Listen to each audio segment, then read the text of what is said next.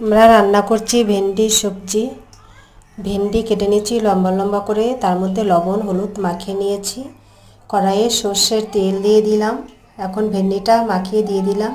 তেলের মধ্যে জিরা সম্বার দিয়ে দিলাম, পেঁয়াজ লম্বা লম্বা করে কেটে, আর একটা কাঁচা লঙ্কা ছোট ছোট করে কেটে, রসুন আমি থেতো করে দিয়ে দিয়েছি। একটু ভালো করে ভেজে নেব।